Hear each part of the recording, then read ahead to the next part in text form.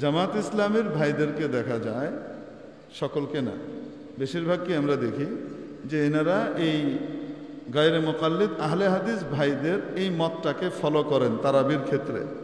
আপনাদেরকে আমি অনুরোধ করব, আপনাদের বিখ্যাত একজন কিংবদন্তি তুল্য মুফাসসির আল্লামা দিলাওয়ার হোসেন সাইদি রহমতুল্লাহ আলাইহির 8 রাকাতের পিছনে পড়বেন না, ওটা তারাবি নয়। 8 রাকাত তারাবি নয়, তারাবি 20 রাকাতই। নবীজি সাল্লাল্লাহু আলাইহি ওয়াসাল্লামের আলেক আপনারা টুটাফাটা ফালতু আজকালকার এগুলোর মতো মনে করেন না। তবে কেউ যদি 8 রাকাত পড়তে চান, যতই বলেন যে হুজুর পড়বো না আমি, তো তাহলে কমপক্ষে মসজিদের ভিতরে ফিতনা করেন না। যারা পড়তে চায় তাদেরকে পড়তে ভালোভাবে শুন। আসসালামু আলাইকুম ওয়া রাহমাতুল্লাহি ওয়া বারাকাতুহু। জি সম্মানিত সাইদ, আমার একটা প্রশ্ন হচ্ছে যে আমি একটু আগে একটা ভিডিও দেখলাম, সম্ভবত ভিডিওটা বাংলাদেশের, উনি একজন বাংলাদেশের বিখ্যাত আলেম, নাম হচ্ছে হাবিবুল্লাহ কাসেমি। তো উনি বলছেন এখন তারাবির নামাজ 20 রাকাত, এটা তো প্রুফ দিয়ে বলছে নাকি যে এই 20 রাকাত বলেছে আমাদের দিলওয়ার হোসেন সাহেব, নাম ছিল দিলওয়ার হোসেন সাইদ সাহেব। তো যাই হোক, উনি একটা ভিডিও দেখেছে, ওই ভিডিওতে উনি 20 রাকাত তারাবি উনি ওটা প্রুফ করতে চাইছে। এমনকি উনি বলছে যে ওনার কাছে প্রুফ আছে, মানে মোবাইলে দেখাচ্ছে, আমি দেখলাম ভিডিওটা। তো এখন সাইক আমরা তো এখন বিভ্রান্তিতে পড়ে গেছি, তারাবি নামাজ 20 রাকাত নাকি কয় রাকাত। তো এখন ওনার কথা শুনে তো আমরা বিভ্রান্তিতে পড়ে গেছি, আমরা 20 রাকাত পড়বো নাকি কয় রাকাত পড়বো। আসসালামু আলাইকুম ওয়া রাহমাতুল্লাহি ওয়া বারাকাতুহু। ইন্নাল হামদালিল্লাহ নাহমাদুহু ওয়া নুসাল্লি আলা রাসূলিল কারীম, আম্মা বা'দ। ফাআউযু বিল্লাহি মিনাশ শাইতানির রাজীম। বিসমিল্লাহির রহমানির রহিম। আমরা আপনাদেরকে একটি ভিডিও ক্লিপ দেখেছি। উনি হচ্ছেন যে মুফতি হাবিবুল্লাহ মাহমুদ কাসেমি। উনি বর্তমানে বাংলাদেশের একজন হানাফি মাযহাবের প্রসিদ্ধ আলেম হিসেবে পরিচিত। খুবই দুঃখজনক এবং আফসোসজনকভাবে বলতেছি যে ওনার মতো একজন আলেম যে এইভাবে হাদিসকে অবজ্ঞা করা, আহলে হাদিসের আলেমদিকে টোটা ফোটা বলা, পাশাপাশি দেলোয়ার হোসেন সাইদি রাহিমাহুল্লাহর ওনাকে ইউজ করিয়ে রে বাজারের মধ্যে প্রকাশ করিয়ে রে জামাত শিবিরের ভাইদেরকে বলতে আহ্বান জানাইছে যে আপনারা গায়রে মুকাল্লিদ আহলে হাদিসদের অনুসরণ করবেন না। ভাই, কেউ কাউকে অনুসরণ করা লাগে না। বর্তমানে হাদিস অনুযায়ী প্রত্যেকে আমল করার চেষ্টা করে। আপনি যে ন্যাক শুরুতে ধোঁকা দেওয়ার জন্য আসছেন, এই ন্যাক শুরুতে ধোঁকাগুলো বর্তমান জমানায়, মিডিয়ার জমানায়, অন্তত নেট জগতে সমস্ত দলিল পাওয়ার জমানায় খাবে না। এই জন্য আপনি সতর্ক হওয়ার দরকার। কত করে আল্লামা দেলোয়ার হোসেন সাইদি রাহিমাহুল্লাহর কথা যে আপনি বলতে যাচ্ছেন, উনি জেলে যাওয়ার আগে ওনার এই জন্য ভিডিও আছে, বিশ্বগত কথা বলা হয়েছে, কিন্তু উনি এটা বলে নাই যে 8 টাকা আপনারা পড়বেন না, এমন কথা বলেন নাই। বিশ্বগত কথা উনি বলছে পড়ার জন্য, কিন্তু 8 টাকাতকে উনি একেবারে না করে নাই। 2 নম্বর কথা হইল, দেলোয়ার হোসেন সাইদি রাহিমাহুল্লাহ দীর্ঘদিন জেল জীবন থাকার পরে হানাফি মাযহাবের ফতুয়া থেকে ফিরে এসে সলাফে সলিহিনদের ফতুয়ার উপরে, ইসলামের মূল ফতুয়ার উপরে উনি আমল করা শুরু করছে, যা আপনাদের অনেকে জানা সত্ত্বেও আপনারা স্বীকার করতেছেন না। তো আল্লাহ পাক ওনাকে শহীদ করছেন, আলহামদুলিল্লাহ, আমরা ওনার জন্য দোয়া করি। আর উনি জেলে থাকা অবস্থায় যে পরিবর্তন হয়েছে, ওই পরিবর্তনটা আপনাদের ভিতরে কখন আসবে জানি না। তবে ওনার মতো যদি জেলে যান, হয়তো বা দীর্ঘদিন থাকেন, আপনাদেরও পরিবর্তন হওয়ার সম্ভাবনা আছে। না হতে এই জবানায় যেভাবে শুরুর ধরে স্টেজে বসিয়ে রে পাবলিকের সামনে ধোঁকাবাজি করতেছেন, তো পাবলিকে এই ধোঁকাবাজিতে এখনও বুঝবে না, কারণ পাবলিকে দিনের জ্ঞানের ওইরকম পরিধিতে নাই, যার জন্য বুঝতে পারে না। কিন্তু যারা সহি আলেম তারা ঠিকই বুঝে। যার জন্য আপনি বলতে যাচ্ছেন যে দেলোয়ার হোসেন সাইদি রাহিমাহুল্লাহ বর্তমান জমানার আহলে হাদিস আলেমদের মতো টোটা ফোটা না। কেন ভাই? আপনার কাছে বর্তমানে আহলে হাদিসের বিজ্ঞ আলেমের টোটা ফোটা হইল কেন? কোন দৃষ্টিতে? আপনি আসেন না আহলে হাদিস কোনো আলেমদের সাথে বসেন না, কোন বিষয়ে বসবেন?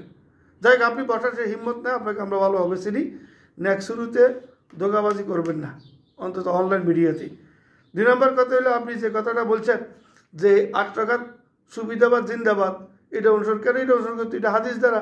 আপনি দেখেন ইমাম নববী রাহিমাহুল্লাহ তার বিখ্যাত কিতাবে ইমাম নববী তাহজিবুল আসমাউল লুগাতে স্পষ্ট ভাষা বলছেন যে বুখারী মুসলিমের হাদিস যদি এই উম্মতের জন্য, উম্মতের ঐক্যমত, বুখারী মুসলিমের হাদিস সহিহ হওয়ার ব্যাপারে সমস্ত উম্মত একমত। এবং এই হাদিসে দুইটি গ্রন্থের হাদিসগুলোর উপর আমল করা ওয়াজিব বলছে। এই দুই গ্রন্থের মধ্যে হাদিসগুলো আমল করা ওয়াজিব বলছে। তো এই দুই গ্রন্থের হাদিসের ভিতরে 20 রাকাতের কোনো শব্দ আছে কি না কিয়ামত পর্যন্ত সময় আশা করি নাই, পাবেন না। 2 নম্বর কথা হইল এই দুই গ্রন্থের ভিতরে 8 রাকাতের কথা উল্লেখ আছে। ইমাম বুখারী রহিমাহুল্লাহ, ইমাম মুসলিম ওনারা নিয়ে আছে। হানাফি মাযহাবের বিখ্যাত আলেমেরা ইমাম কামালউদ্দিন ইবনে হুমাম হানাফি রহিমাহুল্লাহ বলে 861 হিজরিতে উনি এই কথা বলছেন যে তারাবি সালাত সুন্নত হলো 11 রাকাত, যেটা ফতুল কাদিরে প্রথম অধ্যায়ের 768 পৃষ্ঠাতে আসছে। এবং মোল্লা আলী কারি হানাফি রহিমাহুল্লাহ স্পষ্ট ভাষা, ওনার মৃত্যু হইল 1014 হিজরি। উনি সঠিকভাবে বলছেন যে সঠিক কথা হইল নবী সাল্লাল্লাহু আলাইহি সাল্লামের সাহাবীদের নিয়ে 8 রাকাত তারাবি পড়ছেন, এটা হইল সঠিক কথা। 2 নম্বর পয়েন্ট আসি, অন্যান্য ইমামদের থেকে এই ধরনের অসংখ্য দলিল দেওয়া যাবে। এর দলিল দিয়ে আপনাকে লাভ হবে না, কারণ কি আপনার কান সেদিক থেকে বধির হয়ে গেছে, চক্ষু দিক থেকে অন্ধ হয়ে গেছে, আপনি শুনবেন না এখন। কিন্তু আপনি দেলাওয়ার সাহিদিকে ইউজ করি এরে জামাত শিবিরের ভাই থেকে আপনি জামাত শিবির এরা অনেক অ্যাডভান্স, এরা হানাফি মাযহাবের হইল অনেক মাসালার দিকে আকীদাগতভাবে দেওবন্দির থেকে হাই লেভেলে আছে, হাই লেভেলের। দেওবন্দিরে তো ইসলামকে বিকৃতি করছে এরাই। তাহলে আপনি আবার স্পষ্ট বলতেছেন যে এই 8 রাকাত যারা পড়ে ফিতনা করবেন না। কেন ভাই ফিতনা কেন আসবে? ফিতনা তো আপনি করলেন। আপনি ফিতনার দ্বারা কি উদ্দেশ্য করছেন? কি ফিতনার দ্বারা কি আপনি উদ্দেশ্য করছেন কি যেটা আল্লাহ বলছে তা তোমরা তোমাদের স্ত্রীর সাথে তোমাদের জন্য ফিতনা কি এখানে পরীক্ষা হিসেবে? নাকি সূরা বাকারাতে যে ফিতনার কথা বলা হয়েছে 191 নম্বর আয়াতে যে অল ফিতনা তো আসাদ্দু মিনাল কতলি, এই ফিতনা উল্লেখ করছেন যে ফিতনা হত্যার সাথে জঘন্য এই কথাটা। তাহলে আপনাদের জন্য আমরা যারা 8 রাকাত পড়ি বা 8 রাকাতকে আমরা সুন্নাহ হিসেবে মানি, আর 20 রাকাতকে আমরা জায়েজ বলি, সুন্নাহ বলি না জায়েজ বলি, কিন্তু 8 রাকাতকে আমরা সুন্নাহ বলি। আর তারাবি সালাত এটা নফল ইবাদত, কেউ যদি 2 রাকাত পড়ে তার জন্য যথেষ্ট, কেউ 4 রাকাত, কেউ 6 রাকাত, কেউ 8 রাকাত, যার মানুষের তার শারীরিক গঠন অনুযায়ী শারীরিক শক্তি অনুযায়ী সে পড়বে। 8 রাকাত এটা বাধ্যতামূলক না যে 8 রাকাতই পড়তে হবে।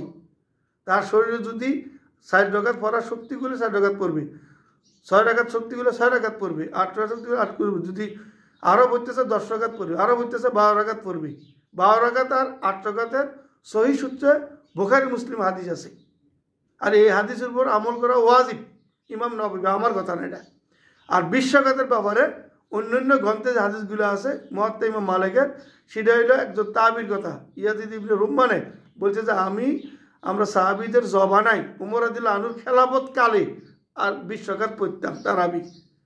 তো ওই হাদিসের গুরুত্ব বেশি না মুয়াত্তা ইমাম মালিকের পরবর্তী হাদিসে বলা হয়েছে যে উমর রাদিয়াল্লাহু আনহু তামিম আদ-দারি উবাই ইবনে কাবকে 11 রাকাত তারাবি পড়ার জন্য ইমামতি করার জন্য স্পষ্ট ভাষা বলছে ওইটা।